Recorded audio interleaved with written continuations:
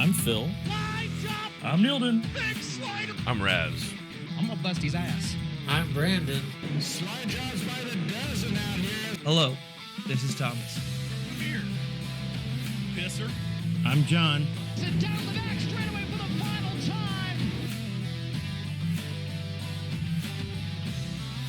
time. Ladies and gentlemen, boys and girls. This is Dirty Sliders Podcast. Keep it high, wide, and handsome, but don't jump that cushion.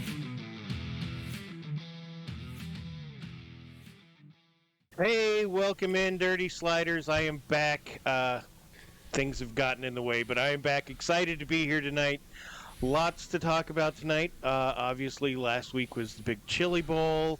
We've got all kinds of stuff on that. We had the Wild West Shootout. All kinds of controversies and stuff coming from racing. So let's get started with Wild West Shootout. I think we're going Brandon. Let's go. Let's go, guys. Let's get some rowdy stuff going. And what better way to do it than the Wild West Shootout, where you got the Cowboys, as they would say.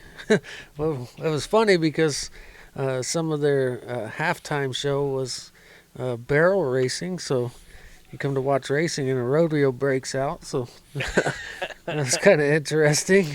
But there are a couple good things happened over the weekend there. Well, over the course of 2 weeks down there. My big shout out goes to Jeremy Payne. Guy hasn't been in a modified in a while. I think he had a total of like 10 or 12 races over the last handful of years. Actually, I've got it right here in front of me. He had races, a couple races in 2015, 16, 17, 19, and then 2026. And that totaled up to about 13 total races. He closed out the finishing 2 nights, winning in a modified. Who can do that, right? Being out of a race car for a long time and just jumping in and going right to the front.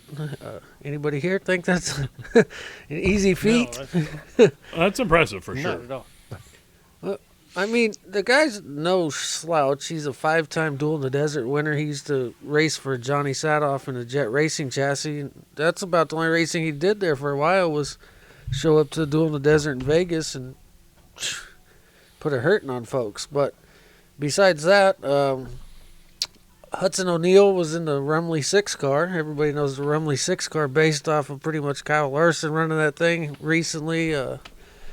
JD ran that car too, right? I think so. I think he did. I can't remember which race, but yeah.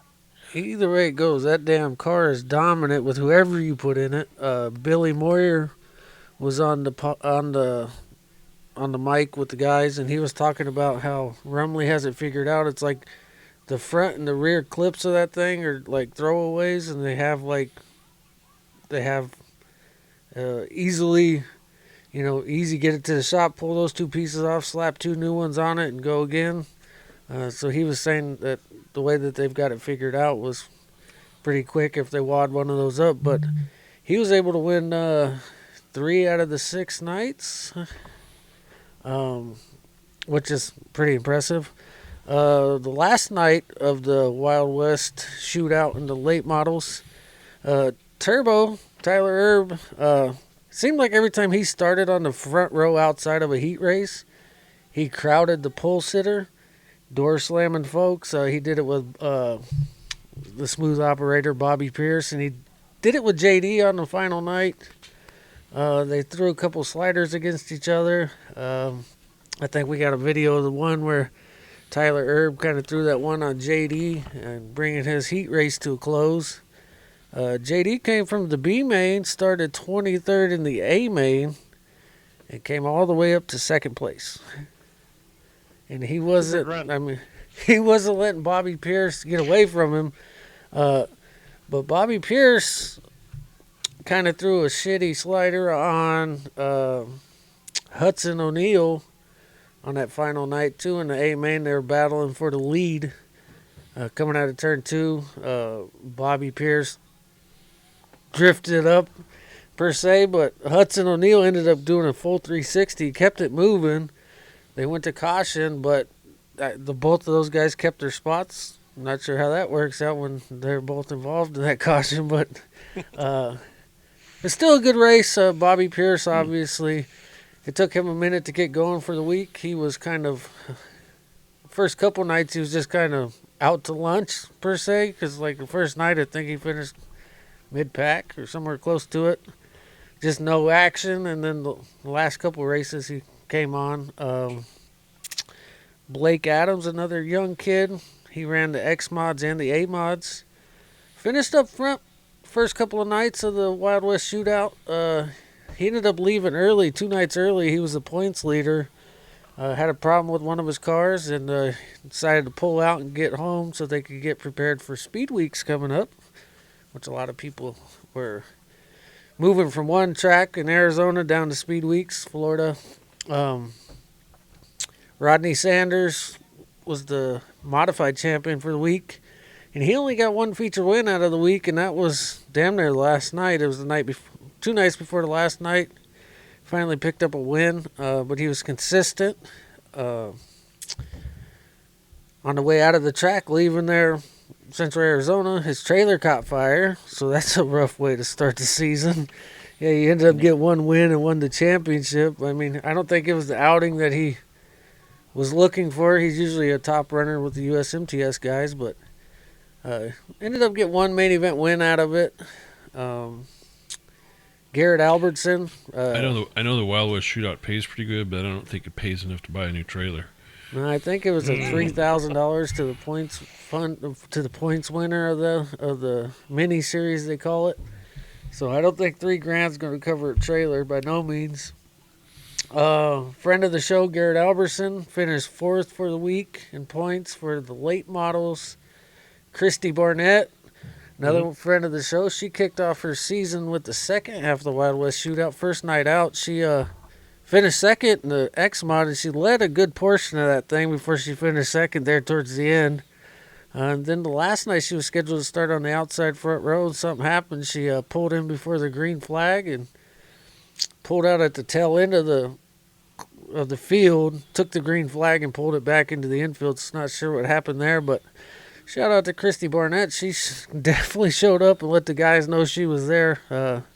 Right off the bat, she walked the dog in the first heat race that she was in, and a couple of them where she came from the back to finish up near the front. So shout out to her. But overall, solid weekend over there. Jonathan Davenport, I got a question for you guys.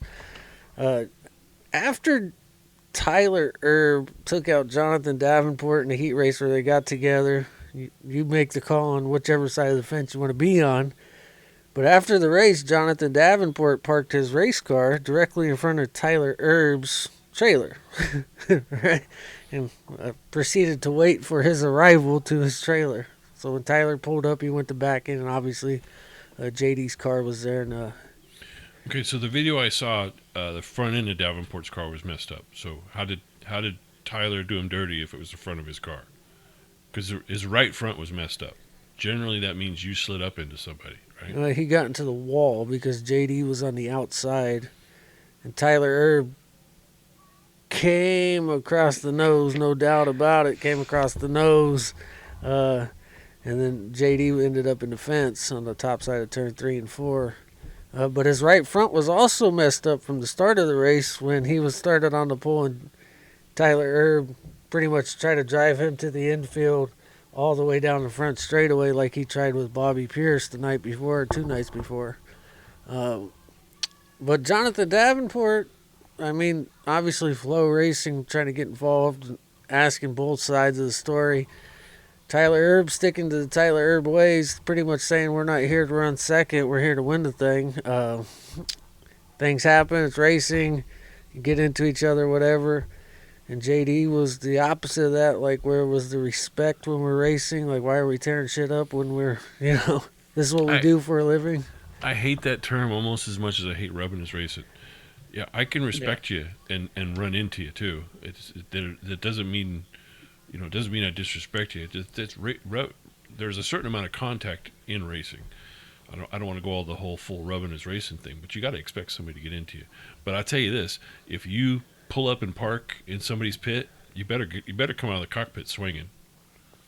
He was out of the cockpit. There was obviously security and all kinds of things around there trying to stay in between those two. But, I mean, to me, Tyler Erb, I mean, everybody raced each other for both weeks, and Tyler Erb seemed to be the guy that liked to make the starts a little rough for folks. Bobby Pierce obviously throwing sliders for, the win in main events, but in a heat race, I don't think we run people over to get a heat race.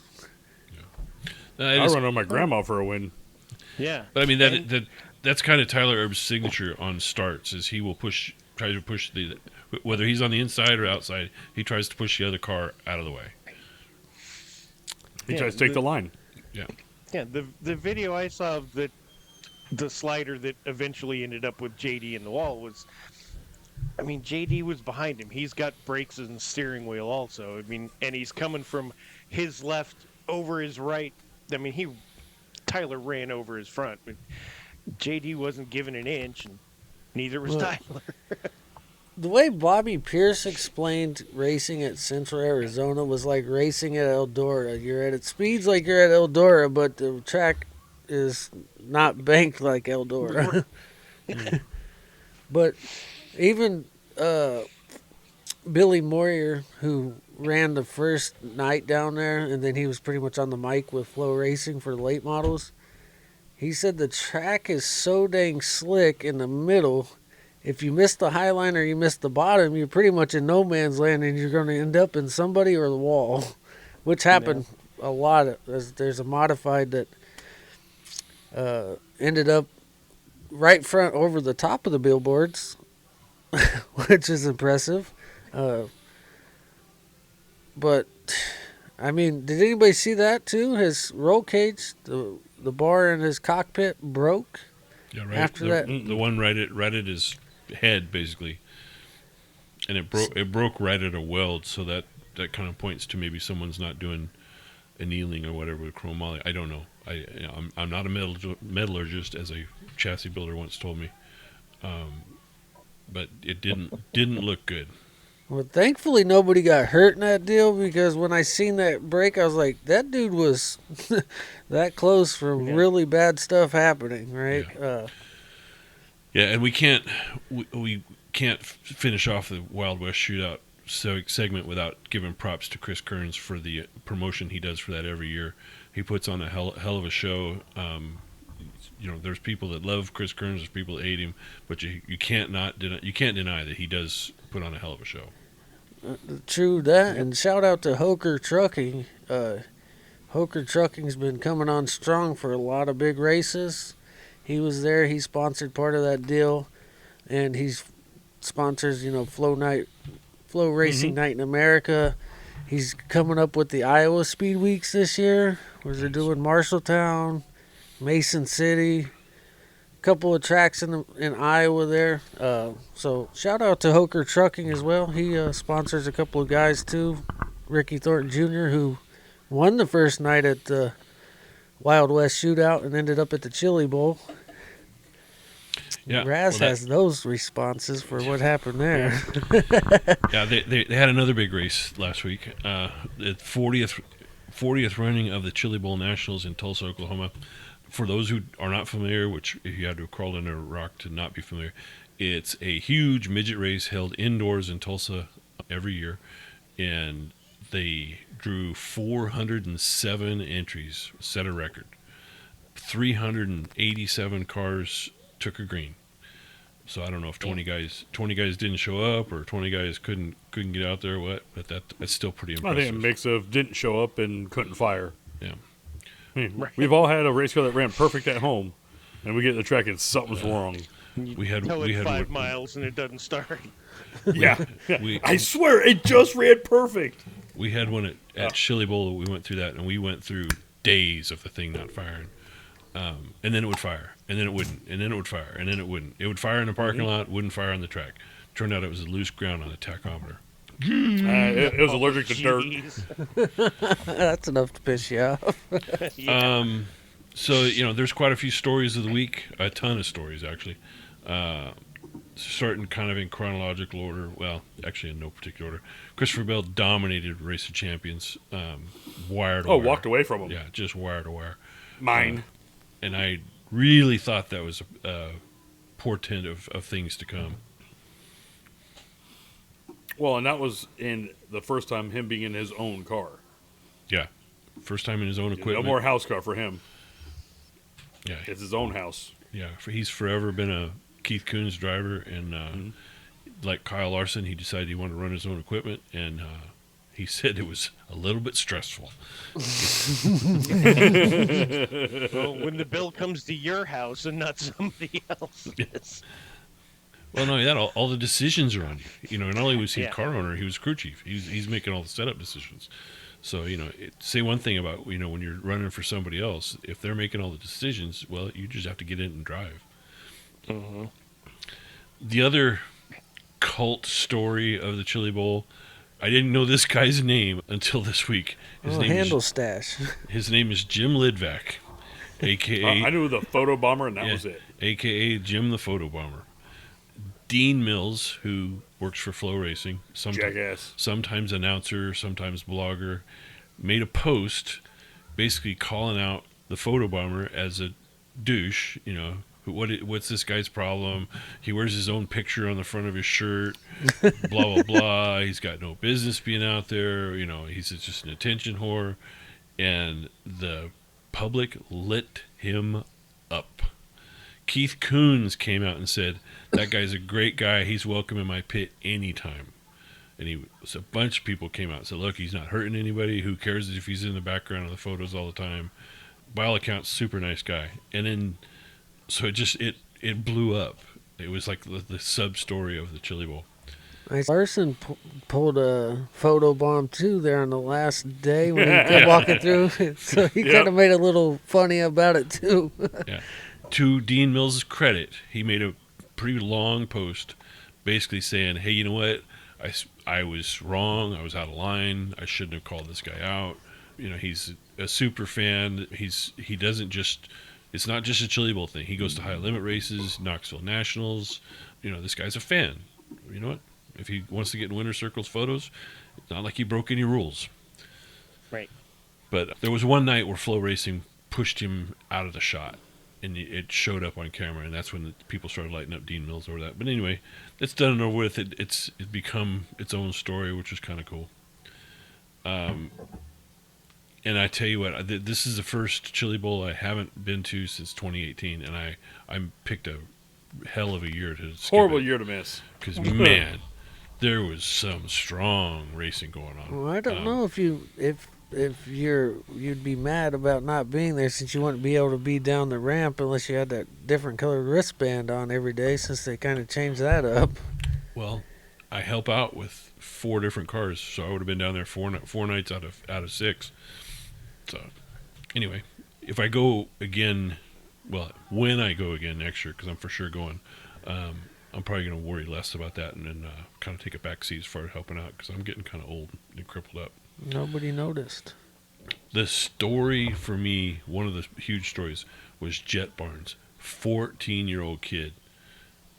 Oh, dude. Hell yeah. Yeah. I don't believe he's 14. No.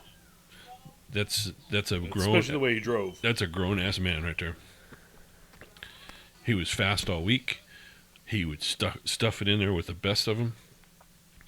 And drive away from him. Yeah. Obviously, and we'll get into this later, having Kevin Swindell turning the wrenches on your car is a big deal. Not a bad idea, especially currently. But I yeah, heard- he I heard Swindell was in some nonsense down there, too. I didn't hear anything about that. What'd you hear? He pissed somebody off. Somebody said that he was too old to drive or something. Okay, you're confusing Kevin Swindell with Sammy Swindell. Swindell. Yeah, Sammy is a little bit on the older side. He's 70 years old, and Tanner Thorson in the Race of Champions, they got into a little scuffle on track, and in the post-race interview, And Tanner Thorson is not one to hold back. You never have to wonder what Tanner Thorson is thinking, because he will tell you. He basically said he's too old to be out there racing. And honestly, I don't think he's wrong. Sammy's performance kind of backed that up. Well, Kenny Schrader's 70, and he won a race at the Wild West Shootout. Yeah. Age is just a number. The quiet story that nobody talked about is Keith Kunz basically is retired. Mm-hmm. So, Yeah. For the past, I don't know, probably 20 years, Keith Kunz has crew chiefed a car at the Chili Bowl. And even in recent years, they would call it his personal car. Obviously, all the cars are his, but he... Well, how many cars did Keith Kunz Motorsports bring this year? Did we get a final tally? It's normally 10 plus, right? It was 16 last year. Yeah. So, big name in the midget world, for those that don't know. Well, he's the name at Chili Bowl, for sure. But anyway, he... Well, he was. Yeah. There's a Swindell knocking on his door. He had decided that he was going to take a back seat from crew chiefing, and so he no longer crew chiefs a car. He's got other people doing that, which they never really got talked about. Was Kyle in a KKM car last year? No. So Talking when about- was talking the about last Kyle time KKM Larson? Larson? When was the last time KKM won? It's been 6 years, I think. So you think that might have something to do with it? I do. I think Keith Kunz is smart enough to realize that there's a possibility that he might be getting out crew chiefed, or it's passing him by a little bit, and so I think his thing is, let me step out of the way, get some young new talent in here, and hopefully they'll have some of the better ideas. You can sit back and have more beers. I don't know. Actually, I don't even think he drinks. Well, I can sit back and have more barley pops, He is more sarsaparillas, more whatever. he is one of the most And enjoy the show? chill guys and relaxed guys you're ever going to run into. Well, we don't even have time to pop onto the old interwebs to defend the photo bomber. Yeah, actually he did. So going through the nights, prelim night number one was Monday. Obviously they started off with the Race of Champions. Well, then they have a full night of racing after that. There'll be 8 or 9 heat races, then 4 qualifiers, D, C, and B, and then A main for Monday night. They flirted with a D every night, but they always ran at least a C, so there's a lot of cars there. And once again, domination. Kyle Larson went out there and just threw a whooping on him. See ya. Yeah, there was I'm out. never much doubt. Well, when you want to relax and enjoy the Chili Bowl, the best way to do that is go win your A main. On Monday night. Yeah. And then I have the whole week Yeah. until Saturday to relax. Well, Saturday evening, Yeah. because he didn't have to do anything until Saturday evening. Yeah, his next time on the track, other than hot laps, would have been the pole shuffle. I mean, he had enough time to get polluted, get sober, get polluted, get sober, get polluted, get sober. Get your wife knocked up again, and then still sit around and bullshit. That's the best way to do it right there. Little known fact: Kyle Larson likes to party. Well, yeah. Have you met his wife? Yeah, the shotgun, the beer shotgunner. Shotgun Queen? Yeah, who's by the way is Brad's sweet sister. If anybody didn't know that. Yeah, so, keeping the high limit in the family, because I have a feeling there was definitely alcohol involved when they came up with that idea. There was a back porch of fire and alcohol. We should start our own thing. Really? I got a little money. You got a little money? Let's do it. My honorable mention for Monday night was Briggs Danner. He ran second to Kyle Larson in the A main. Showed some speed. This is a guy who typically doesn't run up front. He's a competitive guy. He'll run, top 10, middle of the pack, but he showed up and got it done. And then on a personal note, Nick Drake, buddy of mine, a car I've crewed on in the past, ran third in the B, and then ran 16th in the A main. So not great, but he's out there. Made the A. Made the A. I was about to say, it's not easy. So he made the A, and he had fun. Better than me. Yeah. And Nick's a hell of a guy. I love Nick. Tuesday night was another strong night of racing. The track at this point is starting to come in a little bit. Monday night was pretty greasy because they water and prep that track, not for Monday night, for Saturday night. So, you're going to get a little bit of slime on Monday. But Tuesday it's starting to come in. The track was starting to widen out a little bit. Blake Hahn, the promoter's grandson. Promoter's grandson. And Hank Davis ran second. That'd be what, Prince? Or what? The Crown Prince, The Crown Prince? Yeah. Yeah. Hank Davis ran second. They're both Tulsa natives, and the crowd went wild. And then the previously mentioned 14-year-old Jet Barnes, who's from Visalia, California, by the way, he ran third. The story of the night, though, was Beeson. Jonathan Beeson went 3-1 in the D, 9-2 in the C, 14-2 in the B, and then 20-12 in the A. Son. Was getting it done. Yeah. Hats off to that guy. Yeah. As they like to say inside that building, it was Beeson season. He did an amazing job. Yeah. Also, sentimental favorite of everybody here on this podcast, Sheldon Creed won the B and then DNF'd the A. Mm-hmm. What ended up happening? Just got caught up. Yeah, Just got caught up in one of those things. He spun out on the start, went to the back, and then trying to come back up, just got caught in the chili bowl. Yeah. Hey, you know what? Just Brandon Rhodes smacked him.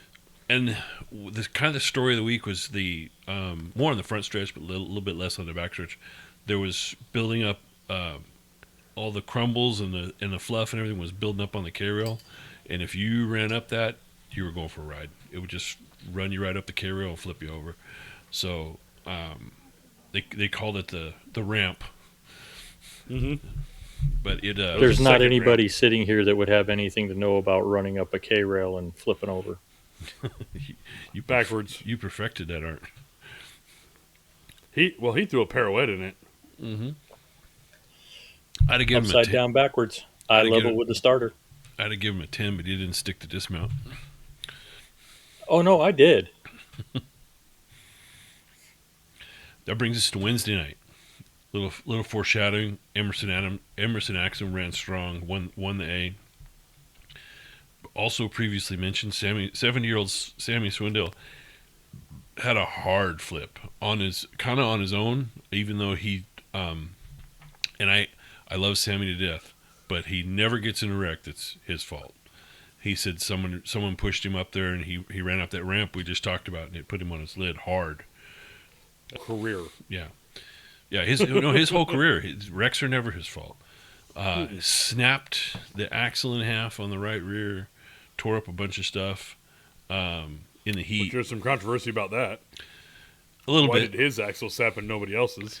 Yeah, and if you saw it, it was a little bit smaller diameter than some might be running out there.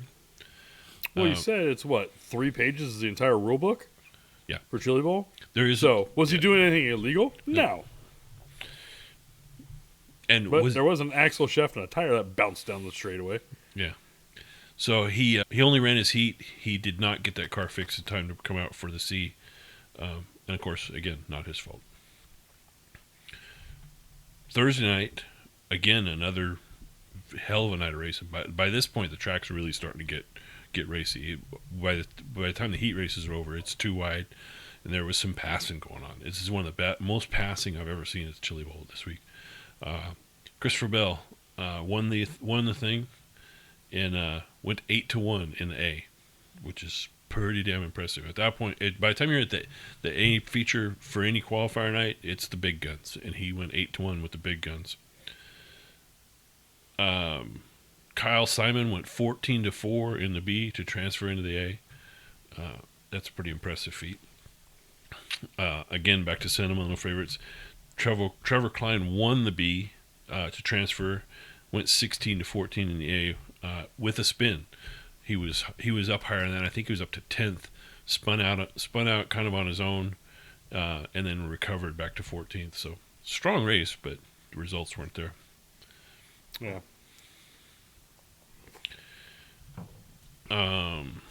Friday night, Logan Seavey, another Swindell car, wins. Jesse Love went 17-6 in the A. That's impressive. And then then at the checker flag went for after the checker. Yeah, went for a ride. Whoosh. Yeah. Couldn't have happened to a nicer kid. Yeah, and then Gio Scelzi, sorry, I always screw that up. Went 13-5 in the A. Another good strong run there. The gnarly, scary one was Gavin Miller flipping, catches, basically landed on top of Steven Snyder's Jr.'s car and bent the crap out of that car. The down tube was pushed down and in, basically tore up the whole right front of that thing. Just junked it. I mean, throw it away. It's done. But that was a JBL car, right? Or like a black and orange car? Yeah. I thought the straight axle was still straight on it. It just got the down tube. No, it tore the whole thing, tore the hell out of that thing. And like I said, any other time you'd have thrown that chassis in the dumpster and moved on. But Chili Bowl has a rule: you can't change the chassis. So the only thing you can't change. Yeah. So they got that car, they cut it apart and welded it back together with a ton of help, and made it back out for Saturday's events. Well, and realistically, that down tube is more aesthetic than anything in that chassis at that track. But the front was kind of tweaked up too, so they put some work in. Oh yeah, I mean for sure, but it's not a critical safety piece in my opinion. Yeah, and I don't know if he had a hand in fixing it, but generally, if there's a bent car that needs work, you'll find Flea Ruzick working on it. Well, there you go. Flea says it's good, you're good. Yep. So Saturday, I want to start off with Mr. Irrelevant. So, Mr. Irrelevant generally is a term for the last guy picked in the NFL draft. Yeah. Well, the last guys in the Q feature, Danny Sams III and Colton Cottle. Thanks for coming out.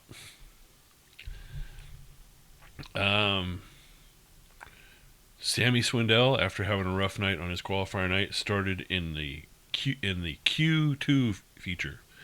So that's about it's as far away from the A as you can get. It's like a minute. Yeah. That's you're showing up to run the Q. You're showing up 7:00 in the morning. I hope you like soup. Yeah. So he started fourth, finished fourth in the Q2, which advances him to the P2. There is literally one race between your heat, your feature, and the next feature you're running. So you don't even have time to get out of the car. They turn you around at the top of the ramp. You throw some fuel in it, maybe make an air pressure adjustment. That's it. So for the P2, he went 11-3 to advance. Hey, tip of the hat there. That's not easy to do. And then in the O2, he made contact with the outside wall. It didn't look real serious, but he broke his right front shock. And there's about a lap. That one's important. Yeah, in about a lap and a half later, he went to go in the corner, and the car just dove on the right front, and then he had another gnarly flip. Just, here we go. And so that ended his week. Now we get into the really fun ones. What do you mean? They were all fun. No, but as soon as I talk about this, you're going to know. Darren Nida in the number 3 Dan Binks 3-cylinder car, sponsored by Mission Foods. When you do this well, we're going to shout out your sponsor. How's that? Started the 01, started fourth, won it. So that puts him in the N1.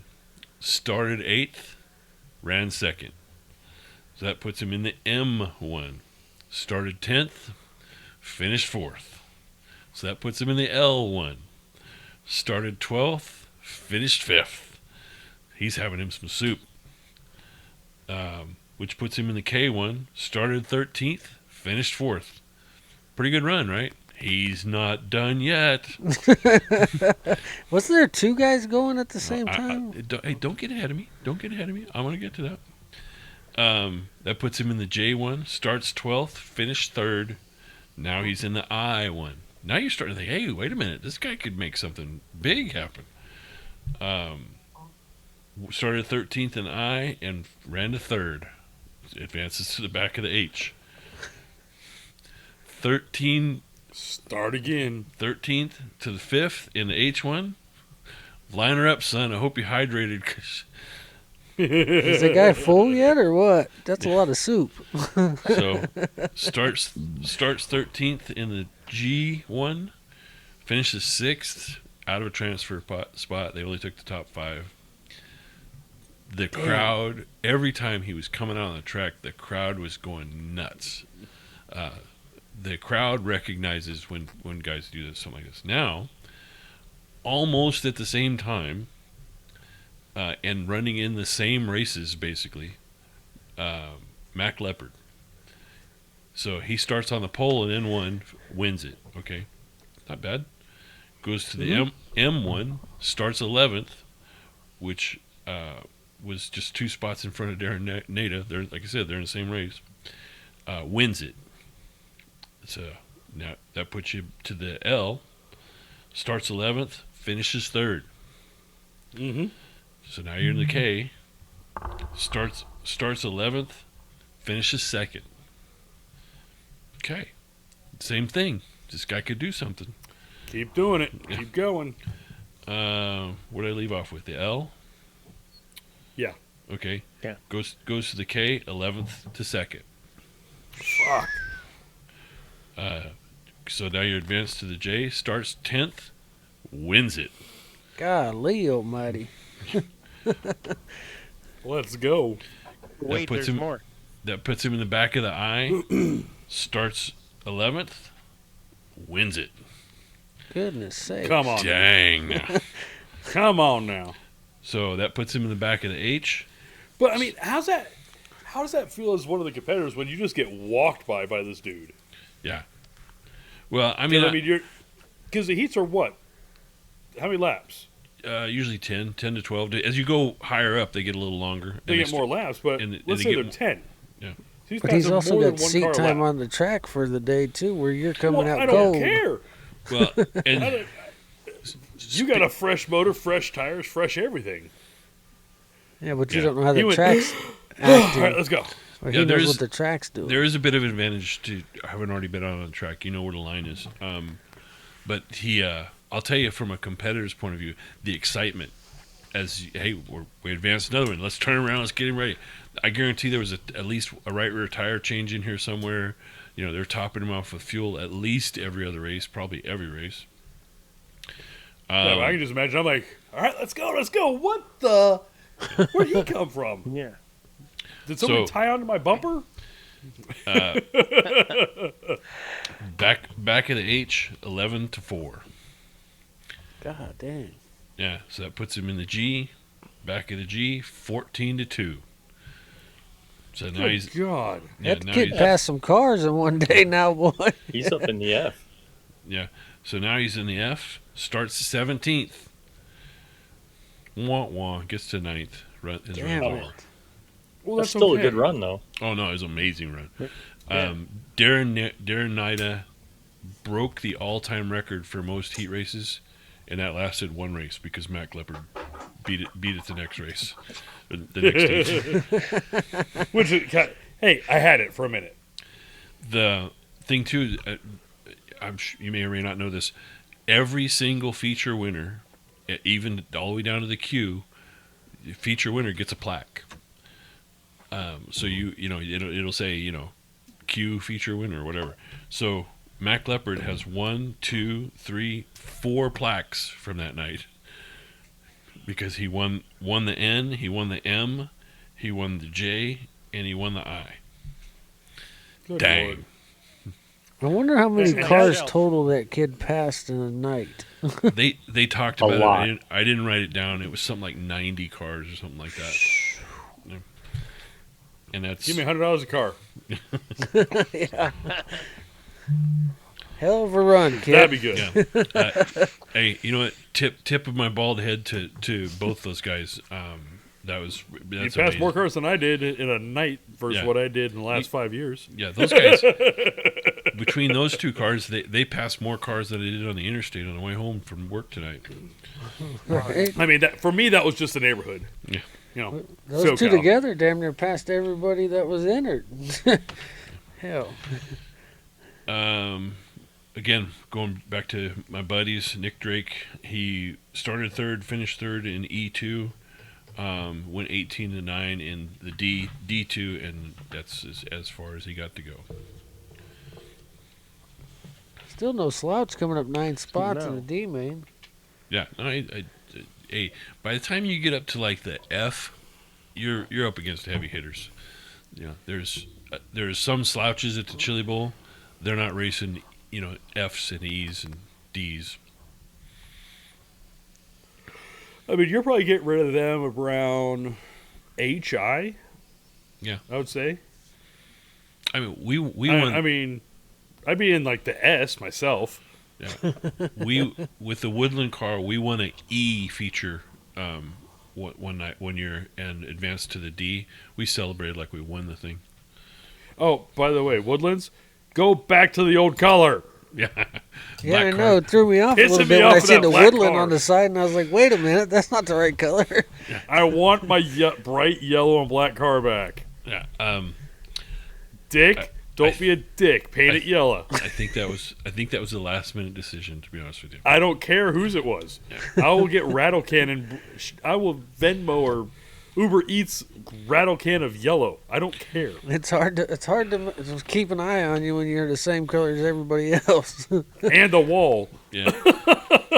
So somewhere right in where the D's and E's are, they take a little break and they do the pole shuffle. So the top 10 guys, your feature winner and runner ups that are locked in for the Saturday A feature, they draw straws to see who's going to start where, and then 10th and 9th. I thought it was by speed.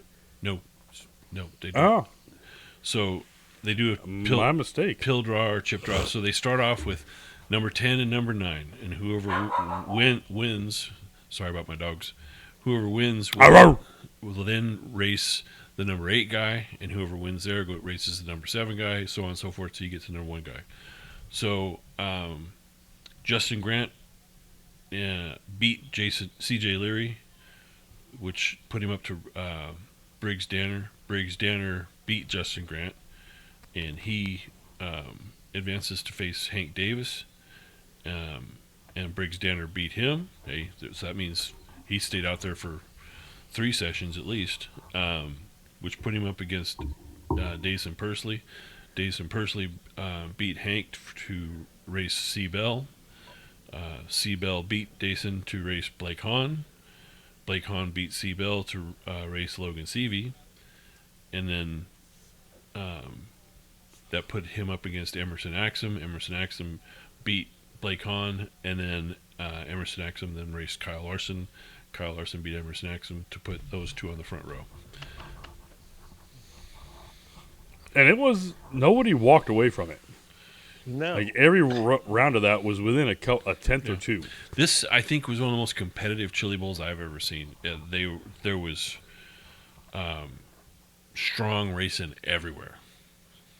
Yeah, I've got the results up, and so between Emerson and Kyle for the pole, it was, God, like tenths, hundredths of a second. 12.693 to 12.719, so 200ths of a second. They're out there. They're not trying to qualify each other. They're racing head to head. Yeah. So it was close. Yeah. How many laps is it? 2 laps or 3? 2 laps. I think you're 2. Is it 3? Oh, this said I thought 3. Okay, I'll defer to you. I thought it was 2. So that brings us to the big show. The A feature Saturday night. Emerson Axsom won, but to me that's not the story. Kevin Thomas Jr. 18-2 in the A feature on Chili Bowl. hell of a run. Dude. Wow. And also the greatest quote ever in a post-race interview, because they asked him, if you had another lap or two, do you think you could have beat Emerson Axsom? He goes, I don't know. If my aunt had balls, she'd be my uncle.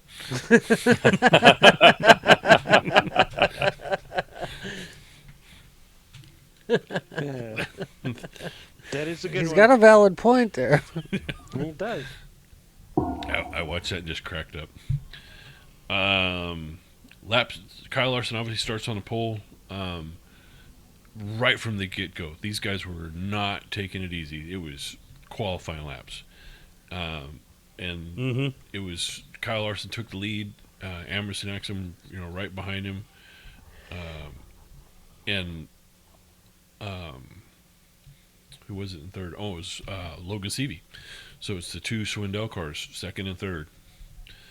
The lap 16, CJ Leary broke. I don't know what happened, but he slowed right in front of Kyle Larson, and Kyle Larson could not get his car off the back bumper of CJ Leary. Now. And flips, and he's out. Spencer Baston went 20-9. Not as impressive as an 18-2, but still pretty good. Tanner Thorson, sentimental favorite of mine. We were pitted right next to him the year he won in 22 and had a great time partying after the race. He went 22nd to 10th. Blake Hahn was running third, stalled the car under caution. You just going, oh. He said it just stumbled and shut off. He didn't know what it was, but rules. Now, if under caution, what's the rule? If you can't keep up with race pace, you go to the back. Damn it. Fuck. Ouch. It doesn't matter that your granddaddy's the one writing the checks. Oof. But, I mean, the track was great. There were two lines. You could go high. You could go low. I think Seavey was the first one of the front runners to get up and just start ripping the lip. And he was getting some stuff done up top. But there was, I think he was kind of showing them, hey, this is the line. Because it didn't take long for everybody to get up top and start running. But the bottom was still there. The slider line was there, just definitely there for sure.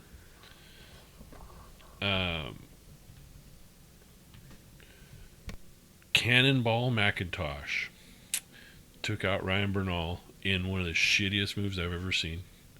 I'm not kidding you. If I was Ryan Bernal, I'd have flagged him down on the front stretch and we'd have had us a Chili Bowl legal fist fight right there on the track.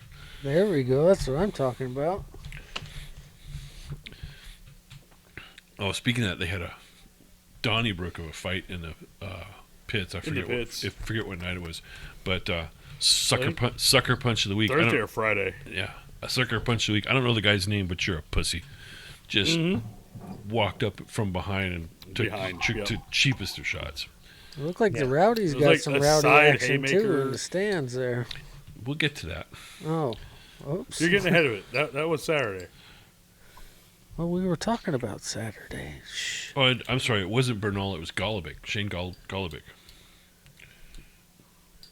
Oh, see there. Now you go calling people names. Yeah. Because I'm surprised you can say Golobic with a straight face. I have to be real careful with that. I'm trained to say something different. No. But Bernal and McIntosh did get. They were kind of throwing bombs at each other. It got a little rough, but he didn't flip like Golobic did. No. Lap 48, Justin Grant throws a bomb for the lead. I mean, just this slider from hell. Takes the lead, and the caution comes out. It's like, oh, damn it. So he has to give the spot back. And it's leader plus one, right? Right. For the lap to count? Yep. So leader plus one more car, and then the lap counts. Other than that, doesn't matter if you get the lead and go through the line. Somebody else has to follow.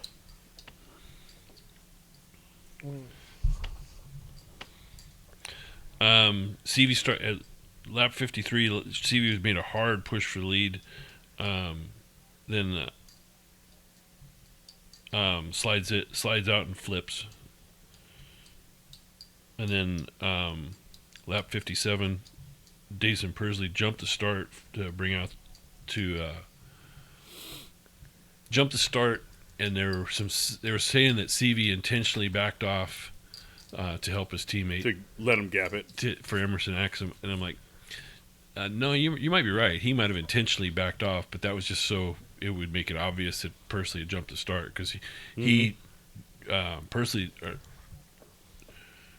CV did not get a great start, and I think he knew chases a race. Yeah, and I think he knew, hey, I didn't get a good start. Let's let this guy get ahead, and then I'll at least get that spot back. Well, surprisingly, they threw the yellow because normally what they do is they just put you down 2 spots for jumping. But I think because it was so close to the end, they're like, no, we're gonna bring this back. So they put Pursley to the tail on that one. A bunch of people were saying, oh, that was bullshit. Hey, the rule's the rule. I said, well, CV didn't go. The rule doesn't say you can't pass before the line unless the guy doesn't go. It says you can't pass before the line. Mm-hmm. And so then on that restart, Axsom, he catfished the bottom from there. And I think it's because he knew Kevin Thomas Jr., who was behind him, likes the bottom. And the thing with Chili Bowl, there's the big video board that they can see. And then there's also the lap counter, which will tell you, oh, it's number 14 behind me. That's KTJ, and he likes the bottom. So, a smart move on Axsom's part, and good on him. Yeah, Axsom deserved every bit of this win.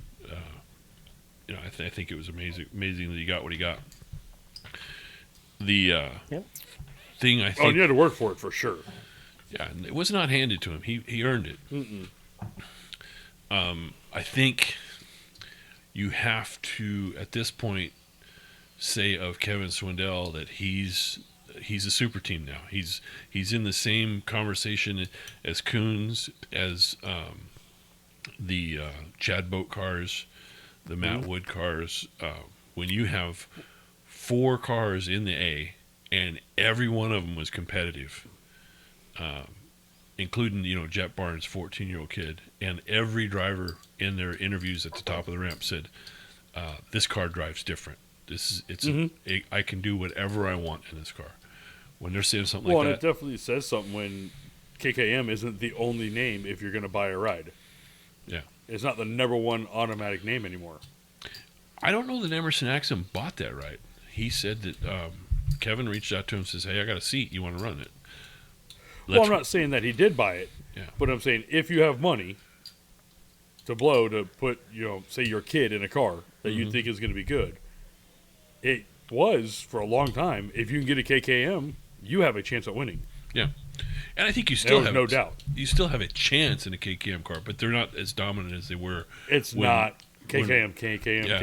It was Rico and Seabell and Larson. Yeah. It was they were all, and Ken and McIntosh was running for Coons back then, and running strong. Tanner Thorson, Logan Seavey. There's Sunshine. There was a ton of drivers that have driven for KKM that were strong contenders at Chili Bowl, and I think the torch has been passed a little bit to Kevin Swindell. He's made a name for himself. If he already had a name in Chili Bowl.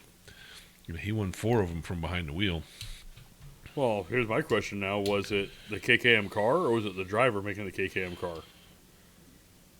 Because Larson, you put him in anything, and he's going to make it better than most people can.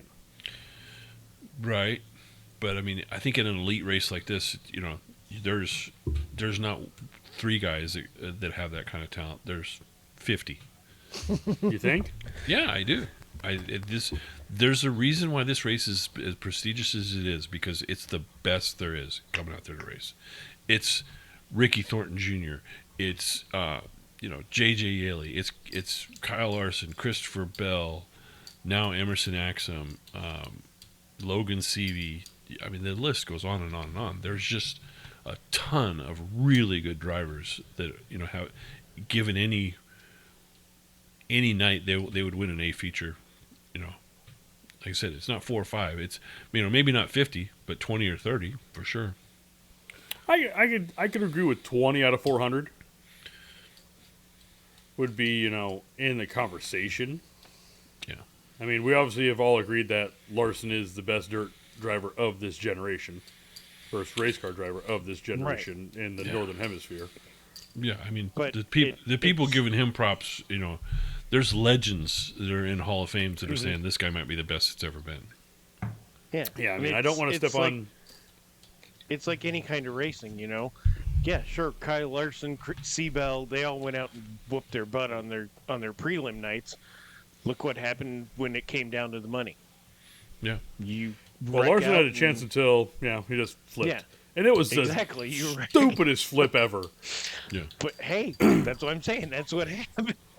Yeah. For sure. You have to have some luck to win a race like this, for sure. Yeah.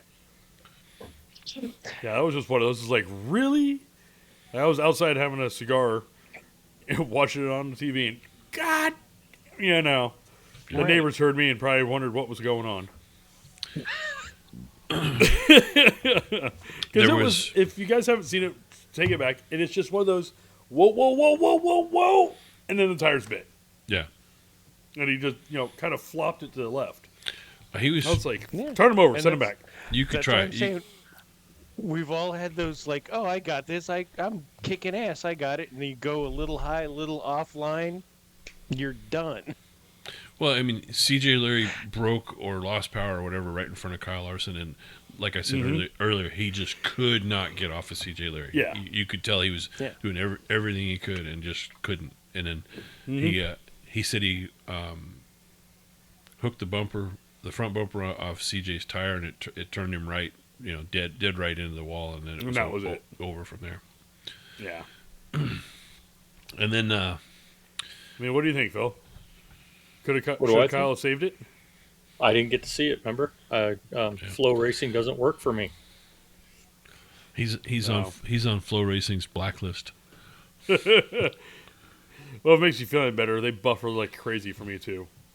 Oh, dude, it's miserable. And I'm not spending the money they want to have every race I watch buffer. Yeah. By the way, I heard people complain that, for $40 a month, Flow Racing should be this, or $40 a month, Flow Racing should be that. If you're paying $40 a month for Flow Racing, you're an idiot. You're an idiot, and you have no budget. Yeah, it's what, $125 $145 for the year. $140 for the year. Yeah, it's which is higher than most of my other streaming stuff. Yeah, but if you're paying, spending $40, yeah, and the only way you're paying, you're broke for a reason. The only way you're paying $40 is if you're doing month to month to month on Flow. Yeah, don't do it that way. Come on now. Oh, and the secret hack we just discovered with Flow is go find an obscure sport and sign up for Flow Sports under that, and you'll get access to all the racing. It's cheaper. Underwater BB stacking. Yeah, it's cheaper. Yeah. They're gonna find out that hack eventually. Well, when you got 20,000 people signing up for bowling, and they're like, "Wait a minute." Hey, if we get 20,000 people to sign up for this podcast, we didn't give away too many secrets here. We can't get 12 people to watch a live stream of bowling, but we got 20,000 subscriptions for bowling for the year.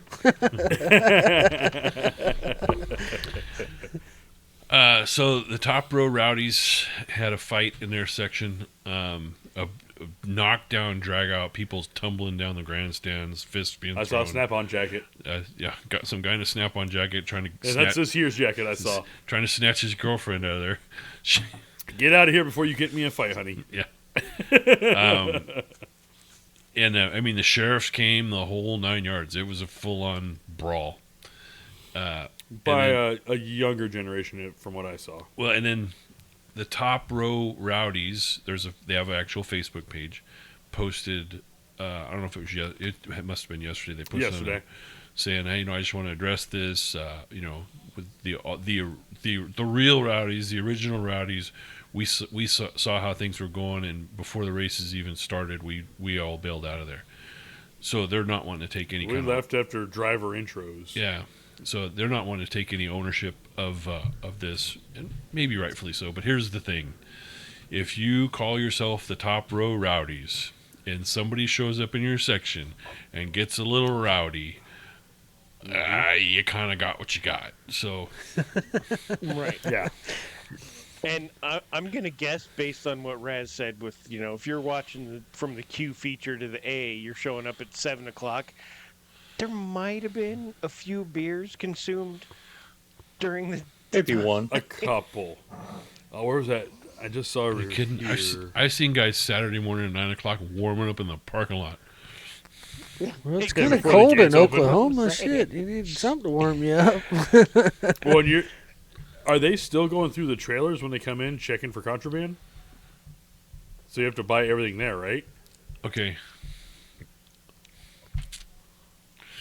Well, Or the last time you were there, I'm not going to say did you or did you not have contraband. I'm not Okay. asking if you had contraband. I'm asking if they were checking for contraband. All I will say is some nights they check closer than others. which nights are those, Raz? So he's saying Monday and get it in Tuesday. on Monday. And I just want to know what night to show up. And then under the format that they do on the preliminary nights, early in the day, you just walk in and out of that building. Anybody can do it. You don't have to have a pit pass or anything. At a certain time, they clear the entire pits, run everybody out of the building, and then you come back in, they check for wristbands. They also, at that time, check backpacks and stuff like that. So, You could, and I'm not saying we have, but there's a picture, roll a cart in that had 12 cases of beer on it if you do it early enough in the day. and a few bottles Before of the oil security fire. guys, before the security guys show up to actually check anything. Yeah, because I'm looking at that picture and we got there's a Bud Light, there is a Mick Ultra, there's a Busch Light. Let's see. Yeah, found a picture. Oh, there's a Miller. Miller Lite. You can go through some of the Chili Bowl Facebook pages, and they're like, "Oh, here's fun, after races." And they have beer can pyramids, and they're rolling guys into them. Oh, the after party looks like half as much fun. That was Flow Racing Chili Bowl After Dark. Yeah, exactly. And I've said this all along. The thing with the Chili Bowl is it's a party. You have your night that you're racing, your qualifying night, your prelim night. Of course, you're going to take that seriously. Well, okay, let's say your prelim night is Monday. Well, you're not racing like again. Kyle Larson. Yeah, you're not racing again until Saturday. Mm-hmm. So the rest of the time, you're just hanging out with your buddies. With your friends. And things might get a little wild. Get rowdy. Ideas may be hatched over, adult beverages that may or may not have been snuck in. Anything about that? No. Yeah. It's a thing that people, you're hanging out with like-minded people after the races in the pits, and the beer vendors come through with carts. So if you're not, and sometimes it's a cooler. Yeah. They're selling beer in the pits after the races. There's also concession stands where you can buy alcohol in the pits. I've never seen that at any race I've ever been to, where you could literally buy alcohol in the pits. But again, Chili Bowl's a unique event. So if you didn't come in with a cart with now you want me to go more. If you didn't have the cart with 8 cases of beer on it, trust me, there's beers available. And if you're friends with enough people, you won't have to buy beer. Yeah. And then I guarantee Tony Stewart could go to the Chili Bowl and never buy a beer and be drunk the whole time. Rico, Kyle, you name it. Oh yeah. A bunch of them. Definitely need to set up a booth just for the podcast at the Chili Bowl at some point. Let's go. Allegedly, someone may have brought in 3 bottles of oil fire on an early prelim night, and then it's there. It's in the trailer. Well, you can't let it go to waste. Well, no. Must partake. But must share too. And then Toby Sampson, a.k.a. Okie, has some concoction in a bottle he calls German chocolate cake. And I will tell you that it tastes exactly like German chocolate cake. I don't know how he does it. I'll be fucked up drinking that because man. I love German chocolate cake. My wife one year is over there with him pounding shots of this stuff. Poor Bobby. I even posted on Facebook, I'm like, I'm in trouble. My wife is pounding shots with Toby Sampson. He's a funny guy now. Toby Sampson's a funny dude. Hilarious. Great dude. And his son Tyler is awesome dude too. Yeah, I can believe that would be fun. I think that about wraps Chili Bowl up. We going off the rails now, or what? No, we're going off the dirt. Oh, Phil has some F1 news. Yes, I do. So, F1. Valentino Bottas. Don't do that. Fuck you, Nealon. Welcome back, sir. I've been picking up your slack while you've been gone with your internet issues. So everybody knows that Honda left Red Bull. However, they separated. They've gone their separate ways. And Ford is supplying engines for Red Bull now. And in testing, Audi and everybody went out testing. And before Audi got first on the track. And Audi, from what they understand, is right off the bat, right out of the box, going to be a bottom of the top or top of the middle field team. So Sauber is, with Audi taking over right off the bat, they're there. But everybody's talking about Red Bull and Mercedes, that this year here, F1 has gone from 18-1 compression down to 16-1 compression static at ambient temp. So engines off, they're not warmed up, check compression, they've got to be 16-1. Well, everybody's talking about Mercedes has done something in their engineering that when the engines are tested, they're at 16-1, but when they're running, they're 18+1. And Red Bull come out. After the old VW Dieselgate, the only way to make that story any sweeter is it would have been Audi that was cheating that. Well, I'll hold my comments for that. Well, Red Bull, who is running Ford power plants, comes out and says, "Oh, we're not worried about it." Huh. Yeah, because we're cheating too. We already do. We already figured that out. We're not worried about it. Everybody's doing, they got their thing going on, and people go back and go, well, wait a minute. If 19 teams are complaining, and one team goes, we're not worried about it, well, you're cheating too. So they're having they're not cheating. Open mouth insert. Right. So that's the thing is, this is what F1 come out and said, if a team presents a car by F1 standards and it passes tech, it's legal. Now what F1 has done is they're having an emergency meeting and they're coming up with, in the future, a way to test compression. How do we word this? No. It's not even how they word it. They come out and said they're going to come up with a way to test compression dynamically during the races. They're going to be able to check compression during the races. Well, I mean, that technology is already there. I mean, it's in OBD2 on street cars. It is, but they're sitting there. So that's going on there. But the big thing is Audi coming out of the box, and they're already going to be.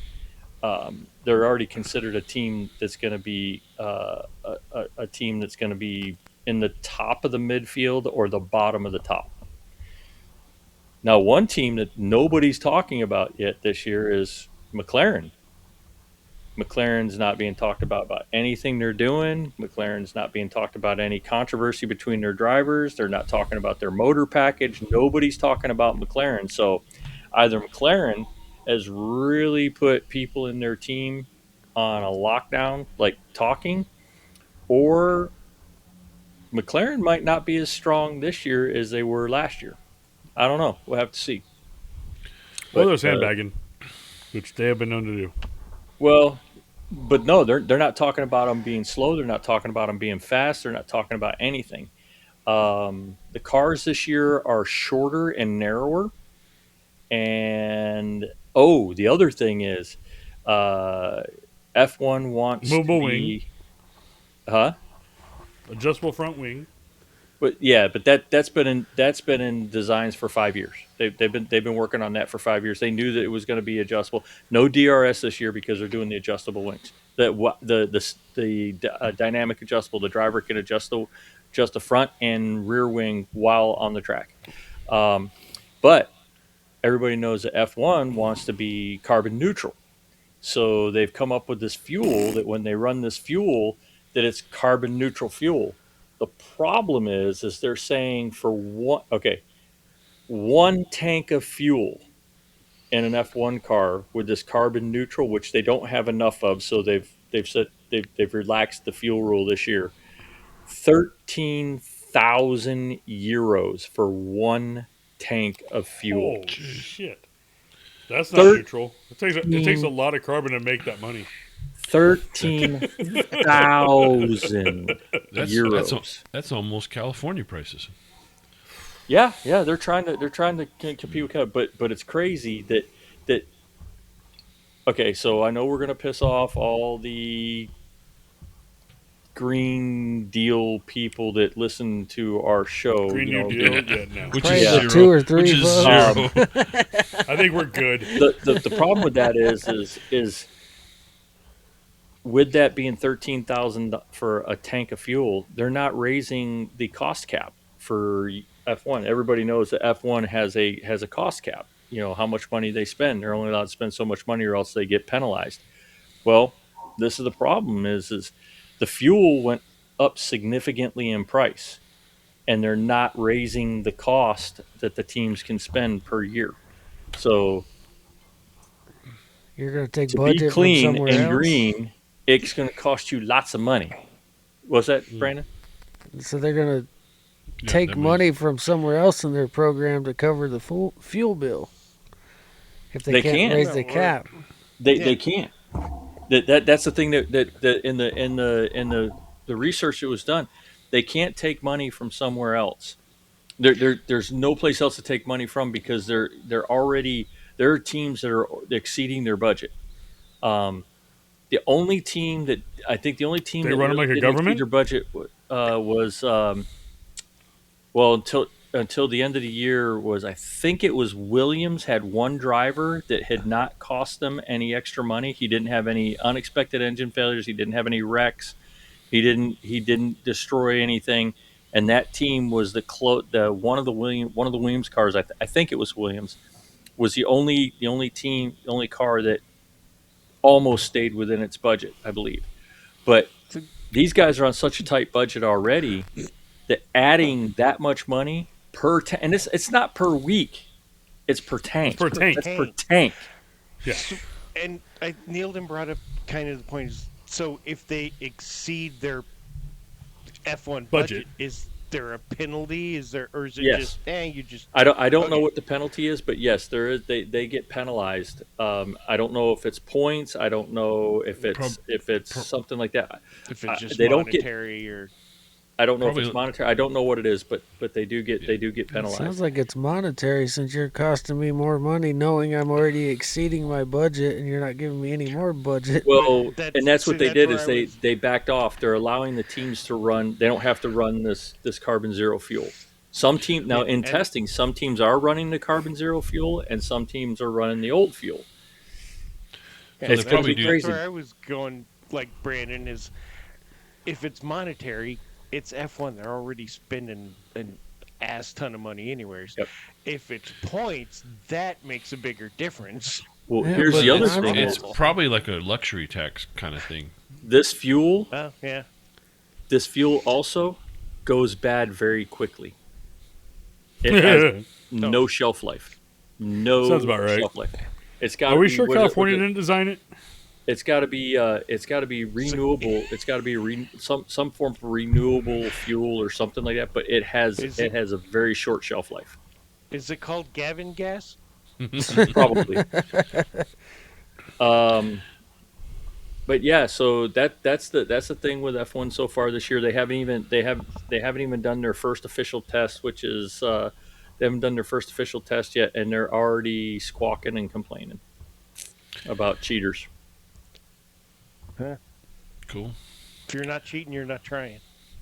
The other off the dirt segment we need to talk about briefly, and the main reason I want to talk about it briefly is because we all need to pat ourselves on the back. Colleague Racing announced that Smoke will be in a truck for Daytona 500, and we called that right here on this podcast 3 or 4 weeks ago. We did. We said Smoke was going to be in a Mopar, but we just didn't know which team. And I don't. Did you see who the biggest critic has been?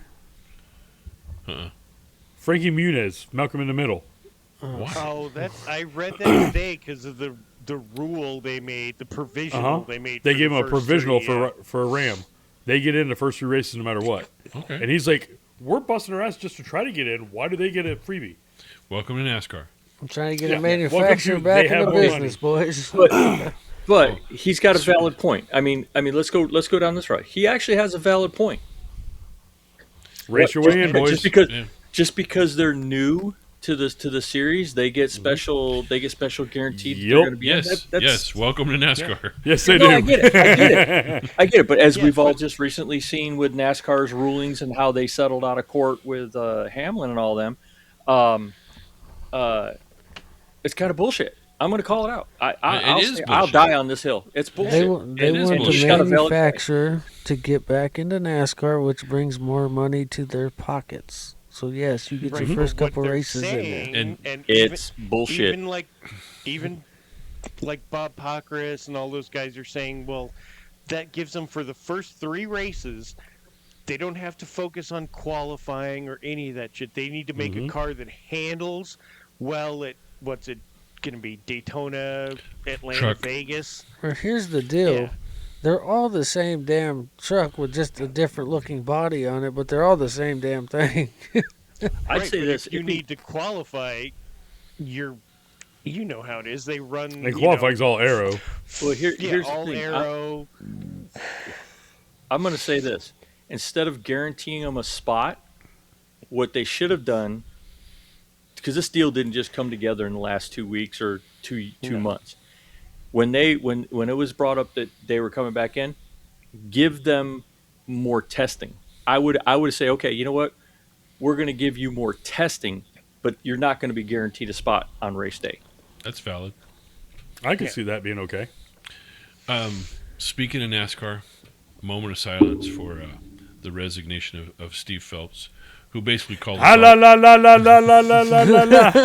who basically called and Phil and India and F1 and NASCAR and monster trucks and sorry, did I mess something up there? Yeah, he basically called all of us, including Richard Childress, a bunch of dumb rednecks. So by that the way, need to be taken out back and lynched or flogged. Well, good riddance to bad rubbish. Yeah. Steve Phelps, go fuck yourself. Later, bud. So okay. And other NASCAR news, NASCAR released a new commercial this week for the Daytona 500, featuring Cletus and featuring A1 Garrett Mitchell, aka Cletus McFarland, aka the current Crown Vic King. And somebody on this podcast that on my screen is right here said something would never happen, and I'm just going to say, start chewing, motherfucker. Nope. I'm sticking with it. It ain't gonna happen. Hey, it ain't gonna happen this year. There's a little caveat there. Did I hear that little mouse back there somewhere? Put a little asterisk on there for yourself. Why you turning red, You were ready to die on that hill last week. And then the commercial came out. I don't know. How do you pedal backwards on this bicycle? Yeah. Quickly. Just you see that door behind you? Just roll right to it. We definitely have gone off the rails in overtime, so we're gonna get a professional to go do our socials this week. Wait, who are you talking about? You. Oh, The only one that's You're the only one that can get them right. Okay, socials. Dirty Sliders on Facebook. Dirty.slider. Oh, wait. No, it's Let him do it. Then you fucked it up. Shut up, Neil. God damn it. Dirty Sliders on Facebook. I have them pulled up here so I don't mess them up. It Can is you share that list? Sliders on Instagram and @Dirty Sliders on X, Twitter, whatever you want to call it. You know, we really should have that as a picture we put up. He's got a big screen behind his I'll head. make That'd one. be a good spot. Not a bad idea. Well, no, make one so we can edit it in. Where you on just the roll your end. big head out of the way and put it on the Insert. screen behind you. Seriously, It's not my biggest head. we appreciate everybody's support. Jesus Christ. And that's where we get canceled. This drastically fell off the fucking rails. Well, we just burned the Caliente Bridge. So we appreciate everybody's support. Please like Oh. the podcast. It helps with our algorithm. We are really trying to get the algorithm smoking here. Like, comment, subscribe. Ring if you the have bell. If you have any ideas for future podcasts, then let us know it. Neildon's about to have a conniption fit. What do you got? Dakar. We didn't talk about Dakar at all. Oh, fuck. Make it So the brief. car, Neildon? What about the car, Neildon? Let's go. Let's So, go back to F1. Let's go NASCAR. Let's go. Let's go Neil, dirt. let's Let's go. go. Inca. What Let's about go. the car? Let me get another beer. so- Let's go. Rez, what happened to your razor? John, you found a razor. No shit, John. What's going on with Brandon, your face? you're ugly. And Brandon, you got your BCGs on. I'm matching you, Phil. So, we only won, as America, we only won one class. Which was the side-by-side with Brock Hager, because the man can't lose in a side-by-side. There's something about him, off-road. He's a god. But in the bike overall, Ricky Braybeck, after 13 days of racing, over 3,000 kilometers, whatever it ended up being, lost the win by, guess how long? Less Brandon, than how a long do you think? Less than half a second. Well, y'all are really mean after 13 days. It was 2 seconds. Oh, okay. And he stopped and helped the leader and lost 45 seconds. Yeah. Yeah. And he got stuck behind camels for 30 seconds. And he went into the final day with a 3-minute head start, or a 3-minute lead and change, and lost by 2 seconds. Damn All it. Good night, Fucking You know what everybody. second place is? Camels. First loser. loser. First loser. Good night, everybody. And that's a wrap. IMCA. IMCA After John, you better wrap it. Winter Nationals Oh, coming up so- at Central Arizona. Yeah, Winter Nationals coming up. Also, shout out Thomas and his mom. He's out there in Colorado with her. So, miss you, buddy. I know I'm Yeah. back. Shout out on my your mama. first She night took her last out here. chemo. Took her, yes. Yeah. So we'll dedicate this last portion to Denise Roundy and Becky Soper, with both of them fighting cancer battles right now. Good night, everybody. Good Night. night.